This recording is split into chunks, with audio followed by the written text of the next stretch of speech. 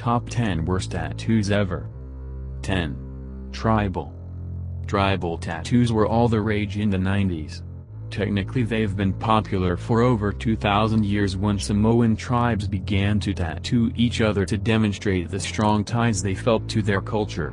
But in the 90s, the tribal style was co-opted by every frat boy who wanted to have something to talk about in a bar. 9. Misfits skulls. Similarly to the Black Flag logo, millennials starting getting the most famous Misfits logo tattooed on their bodies a good 30 or 40 years after the original, good incarnation of the band called it quits. If you see someone with this tattoo under the age of 50, be aware that you may be dealing with someone who has less than stellar punk credentials. 8. Tramp stamps.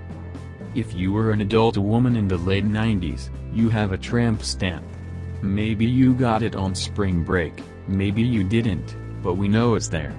And we're willing to bet your friends have matching ink on their lower back, or back. 7. Bows on calves or thighs.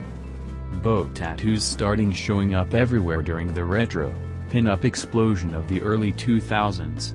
They show off a sense of femininity, while still being a monument to pain. Also, they're very tacky. 6. Chinese characters. As beautiful as the Chinese written language is, you probably shouldn't get a Chinese character tattooed on your body if you can't understand it. People started getting these tattoos in the 90s, and have suffered from looking like dummies ever since. 5. Barbed wire bands. Yosa, is there a worse tattoo trend than barbed wire bands? These babies are right up there with tribal tattoos. Barbed wire tattoos started in the late 80s with the motorcycle gang types and slowly wormed their way into the world of regular folks. 4. Stick and poke. Stick and poke tattoos began as prison-yeared body art. They were mainly used to show off what gang you were in. But around 2007, stick and pokes made their way to the PBR drinking sect, and now you have a new way of knowing who to avoid at a party. 3. Super long quotes. Why get one word tattooed on your body when you get 100? Or 1000? Usually, long quote tattoos exist because someone wants the rest of the world to know that they've read a fancy book. 2.